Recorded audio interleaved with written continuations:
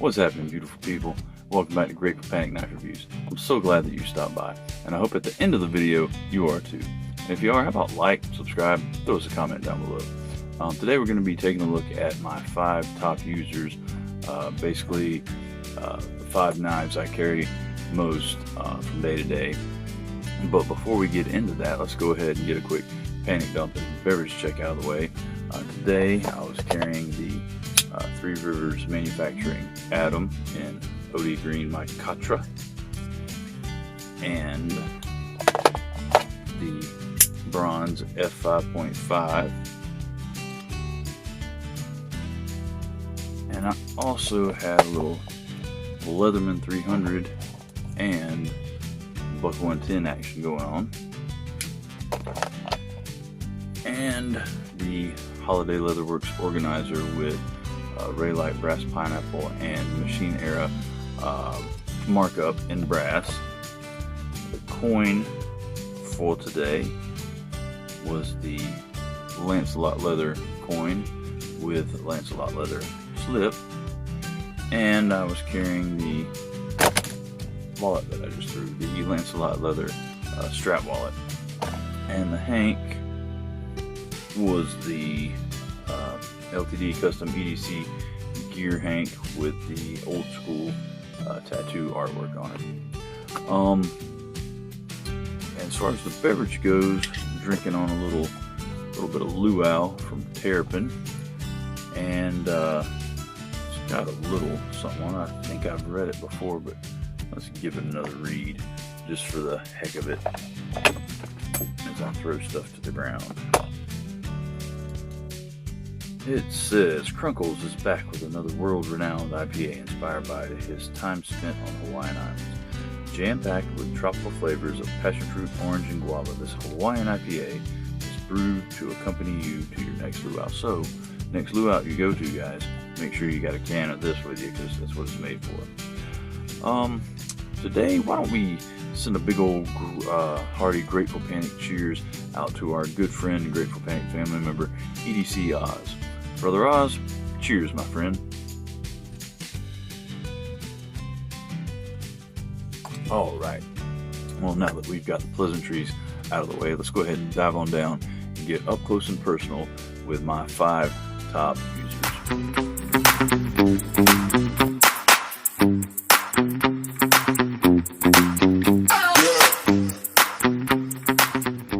Alright guys, so this video is going to be my 5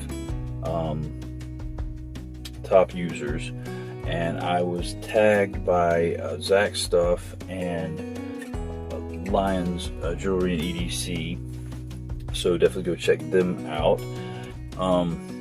But so let's go ahead and kick this off, and what this is, it's going to be my 5 top users, and then because that is always changing, and I've gotten some knives here lately that have kind of eclipsed some of the knives that I'm currently carrying a lot. And not that I'll stop carrying these knives, but I probably will carry them less because there's others that will end up taking their place a little bit. But let's go ahead and jump on in. So I think my most, and I'm not really, this isn't really like a first to last or in any kind of order type thing, but this knife will definitely be at the top of the list just because I probably carry it the most, more than any other. The first 2 knives, actually. Well, the first 3 knives, because 2 of the knives are the same knife. You'll see. Anyway, so this guy right here gets a heap of pocket time, just because, I mean, it's just an enjoyable knife to carry. Very useful blade shape, very slicey, super thin behind the edge. The action is insane.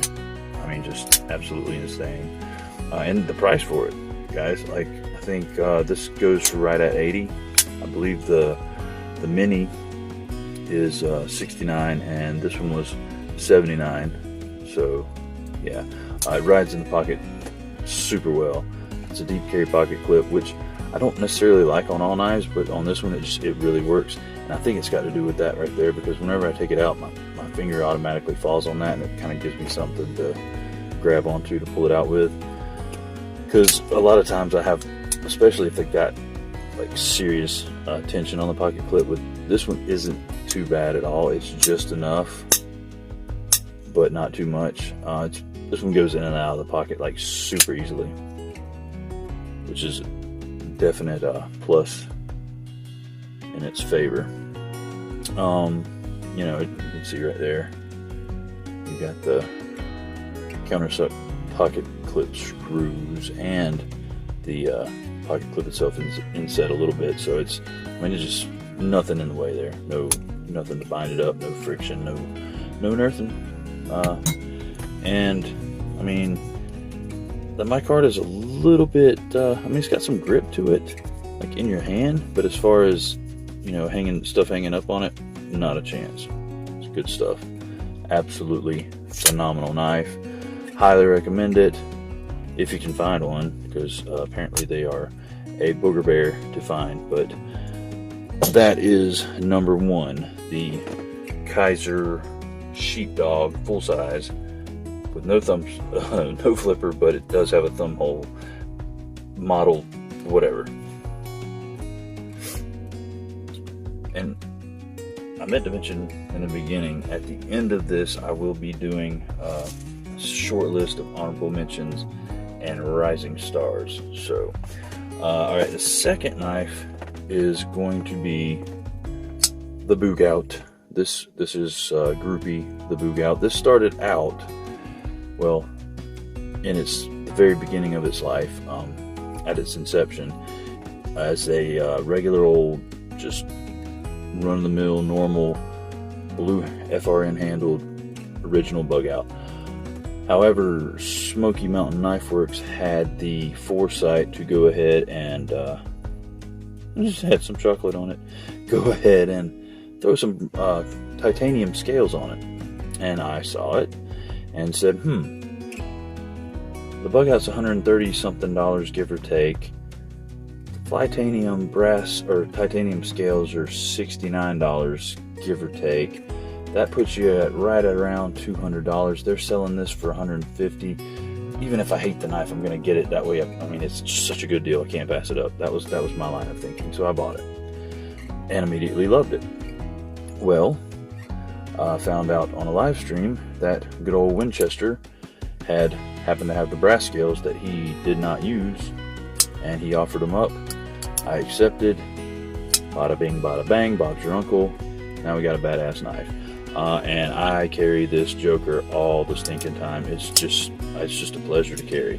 I love brass. I love the way this brass is getting all beat up and patinaed up, and I'm just a huge fan of it. And not to mention, I mean, just like I said, for what I do, I don't need a big old chalker knife. I mean, this nice thin slicey blade does absolutely perfect for me. You know, there's enough of a tip there for any piercing tasks that I do.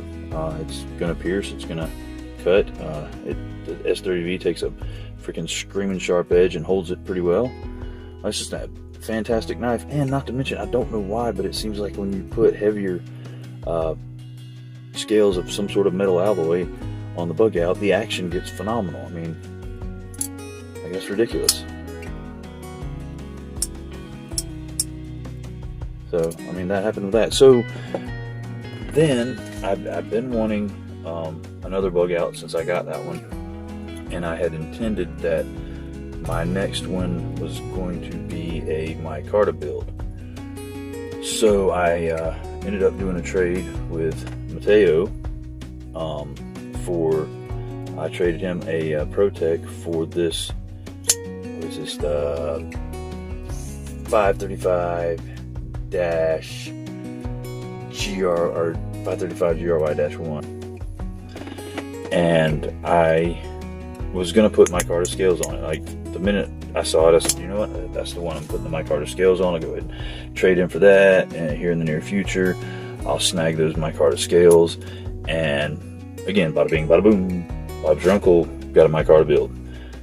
And I got it and started looking at it, and I said, you know what, dummy, you've got those titanium scales that came off Groupie that would probably look pretty banging on this knife. At least put them on there and see what it looks like. And there she goes. I mean, to me, that is one phenomenal looking bug out. It does not by any means take the place of Groupie. You are not better looking than Groupie. You guys are equal. I love you both equally, so don't get a big head. But yeah, so this one, ever since I've got it, has, you know, shared pretty much a equal amount of pocket time with Groupie there. And his name, if you must know, is Jerky. So anyway, that's 3 knives, but really only counts as 2 because Groupie and Jerky, they're the same. It's like having a pair of shoes that can change colors. I mean, you're wearing the same pair of shoes, everything's the same, just the color's different, right? Alright, so my third most carried knife would without a doubt be the Asher Spiro, and this is the G10 in titanium frame lock version. I'm gonna end up getting that full type version. I'm bound and determined, and things will work out one day where I will get it. I promise you this. But until then, this is going to be numbered. Well, no, not until then, until something bumps him out, which it kind of already has, but don't tell him because he's sensitive. But yeah, this is my third most carried knife. Takes a screaming sharp edge. I mean, it's just ridiculous how sharp this thing gets. That thin blade stock. The action is just absolutely stupid. I love these larger thumb studs on this guy. Just makes them so easy to get to, and just, you know, if I pull it out of my pocket and I'm doing something with my other hand, kind of fumbling blindly, and boom, it's open. You know, it's just freaking easy. It does middle finger flick like a dream, and I love Asher's pocket clip. I don't care what anybody says. Pocket clips don't have to be fancy. They just have to not be ugly, and this one's not ugly, and it is very functional and very serviceable, and it works very, very well. And honestly, probably one of my favorite pocket clips. You know, I love the fact that you got the blacked out hardware on this side. I do wish we had the blacked out screws on this side and pocket clip, but 'tis what it is. And I think eventually we can make that happen. You know, you got a little contoured G10, just a really beautiful knife, I think. Very understated, clean lines, just a really good looking knife. Stone washing on the blade looks good. I would like to see this, you know, kind of a gray wash. I think that would be killer. But yeah, just it's nice and slim, like the bug out. Goes in the pocket well, comes out of the pocket well. Just great ergos, just very nimble. You know, when you're kind of on the move. Which a lot of my cutting is not just like, you know, bare. I'm cutting boxes, so I'm kind of like doing stuff with this hand, and this hand is just kind of an afterthought until I need it. And you know, I usually end up in kind of like a pinch grip. So, I mean, this works absolutely beautifully, and like I said, it takes a screaming edge and holds it a decent amount of time. So the Asher Knives Spiro frame lock is going to come in at numero tres. And as far as, and I don't get me wrong, guys, I love this knife. I love this knife. It's just the simple fact that it's on the edge. To be honest with you, it's not the greatest of slicers. It's kind of got the geometry of an axe. So, you know, that is what it is. Other than that, I mean, the action's great. Ergos are great. It looks great. Just, you know, killer knife. But I just wish they had brought it down a little bit thinner behind the edge. Maybe an actual functional hollow grind would have served the purpose there. And I'm not sure where my calipers are, or I would measure it behind the edge, but I just know, just in use, it's not the greatest cutter in the world. And it was super difficult to get a decent cutting edge on it because I had to take so much material off, changing the sharpening or the angle of the sharpening bevel.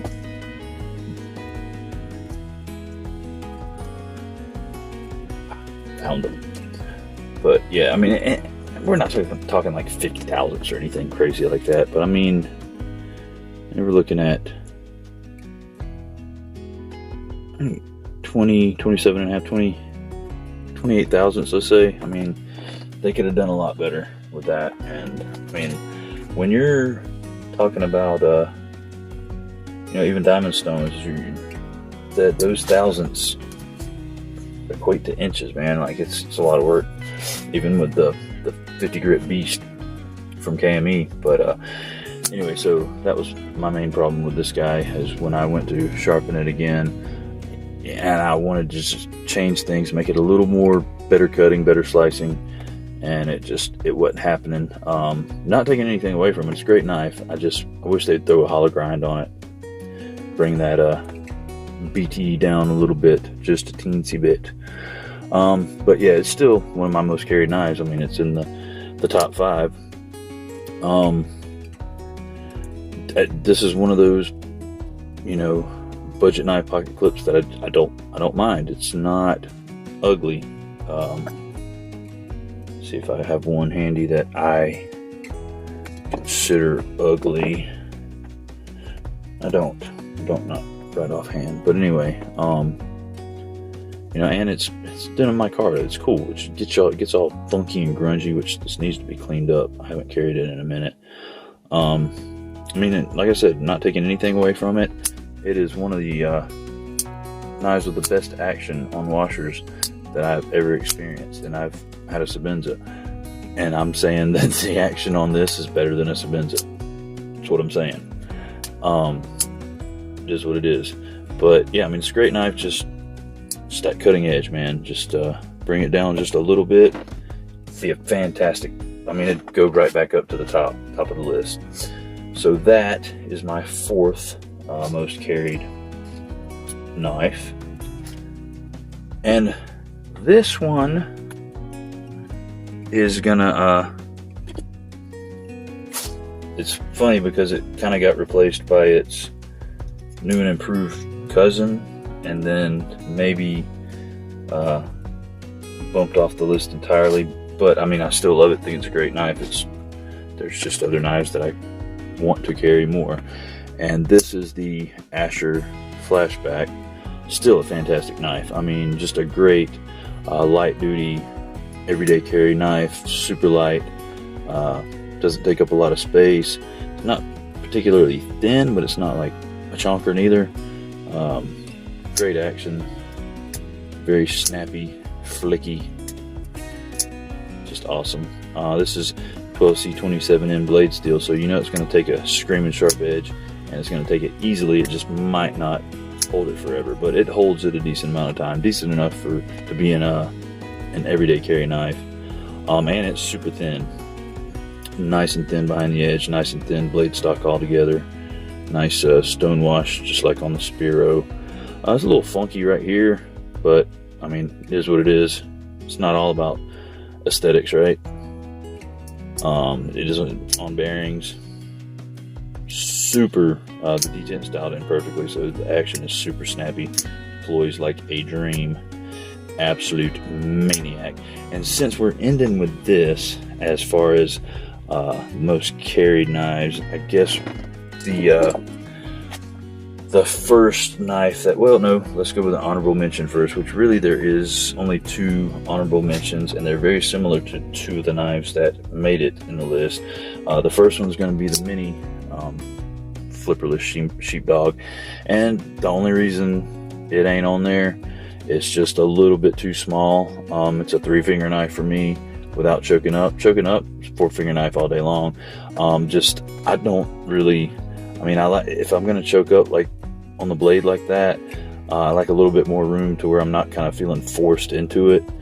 So with this knife, you know, I've got plenty of room. I'm back here choked up. You know, I don't feel like I'm being pushed into it. Whereas this one, just to get, I want those all 4 fingers on there so bad. I feel like this finger here is being pushed into the blade. That makes me a little bit nervous. But still an awesome knife, and I still do carry it a lot, mainly around the house, but it does get carried. And the second honorable mention is the full G10 Sphero, and I don't know, I think it's just because the full, or the tie frame lock rides in the pocket a little bit better. This one's just, it's a tiny bit bulkier, but it's still by no means a bulky knife. It's just, I don't know, I tend to gravitate towards this guy a little bit more, and I think honestly more than the bulkiness or anything, it's got to do with those thumb studs. I just absolutely love those thumb studs. So there's honorable mention number dos.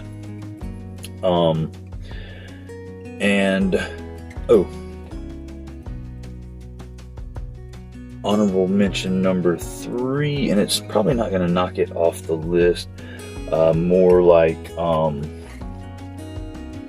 because I don't think I'm going to end up carrying either one of these a lot. Well, no, I probably will, and it probably will dethrone the Flashback as its brother, the Grandy. It's just because that it's a frame lock, so that action is just a little bit better.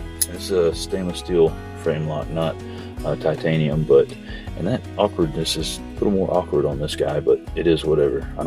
That doesn't bother me. It's just action, man. Just a little bit more with this guy. Just I mean, it's good on that one, great on this one. So this is probably going to be Rising Star. I wouldn't say the number 1 Rising Star, but the first one we're gonna get to. Alright, so the next Rising Star, and I don't know what it's going to dethrone. This is probably going to dethrone the Penguin, honestly. And for the simple fact, it's a thicker blade, but similar idea behind it, and better executed as far as slicing this edge geometry. It's just, they did it a lot better. And that is the bronze Urban EDC Supply F5.5, and great action. Just the ergonomics too, man, insane. I do wish that finger choil was just a tiny bit bigger. Maybe if they had brought it back, see that corner right there, if they just kind of brought this curve on down to here instead of that right there, it might have looked funny, but I think it'd have been more comfortable as far as the choil goes. One of the best reverse flicking knives I've ever owned, ever experienced, honestly. So yeah, this right here is probably going to dethrone the Penguin. Sorry. Alright, and the next Rising Star, and honestly, I don't think it's going to dethrone anything. It's not going to make any one knife be carried less. It's just more along the lines of it's going to get carried more, so all the way around knives are going to get carried less, and that is the Kunwu Tau, and this is the full size. And I was afraid that it was going to be too big, and it's really not. I mean, it's a large knife, 3.5 inch blade. I mean, you can see it's got a little bit hanging out behind the old hand, the old pinky finger there, but I mean, it doesn't feel awkward. Just even a little pinch grip, cutting stuff, it's not bulky or awkwardly long or anything. And even if it was, freaking action more than makes up for that, because that's just stupid. I mean, that's ridiculous right there.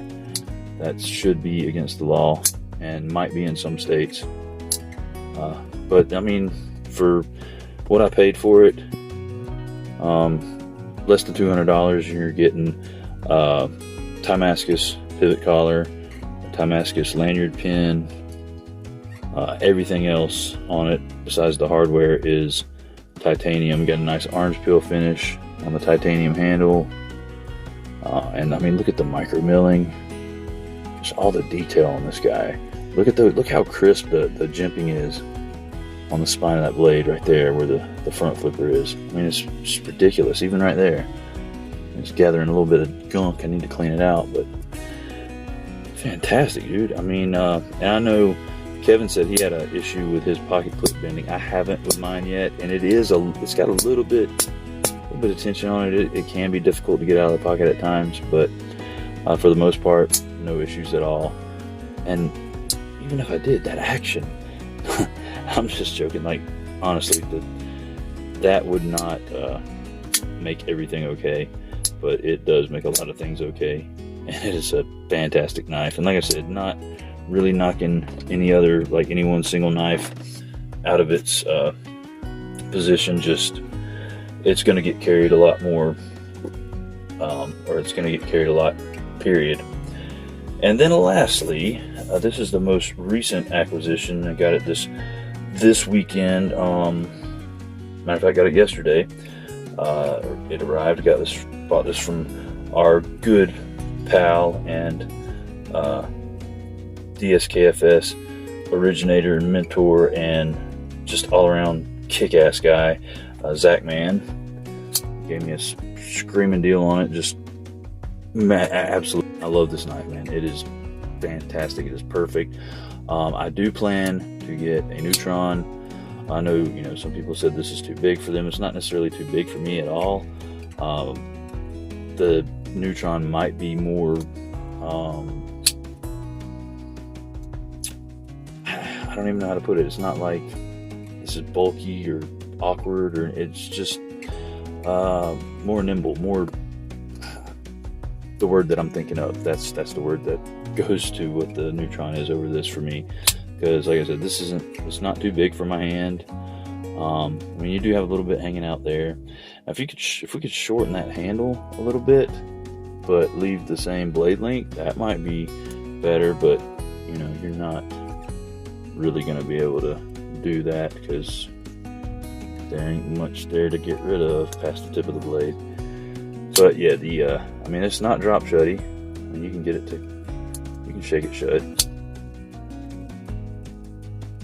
But the action is just so, like, when you slow roll it, it's so smooth. Oh, it's fantastic. And a lot of the reasons it's not drop shutty is that thin blade stock. If it had the blade stock of the Penguin, it would drop shut, because the pivot's every bit as smooth, if not smoother, than that of the Penguin. So, and that snappy deployment, man, it's reminiscent of the Kaiser T1. And you know how popular that guy was forever. But yeah, just awesome materials. American made by an American company. Can't beat it, man. So yeah, this one will definitely be seeing a heap of pocket time. Super useful, super slicey, super pocketable. Just an all-around great knife. So that's about it, guys. Those are my most carried knives. And honestly, even putting the new knives up there and the quote-unquote rising stars and honorable mentions, these overall are probably my most carried knives, period. Well, not probably, they are. I mean, there are some others that I do carry, but these guys right here get the vast majority of my pocket time. So hope you enjoyed this. If there are any knives up here that I haven't reviewed, which there are 1, 2, 3, 4, 5, 6. I've reviewed the Penguin, the Sheepdogs, and that's it. I haven't reviewed anything else. There's others have been in videos, but if you want to see a review on them, let me know in the comments. I will give you a full review on it. But other than that, I appreciate you guys watching. Appreciate you stopping by. You're more than welcome to come back anytime. Till next time, guys, get on out there, EDC your ass off, and do something nice for somebody. Thanks, guys. Love y'all. Bye-bye.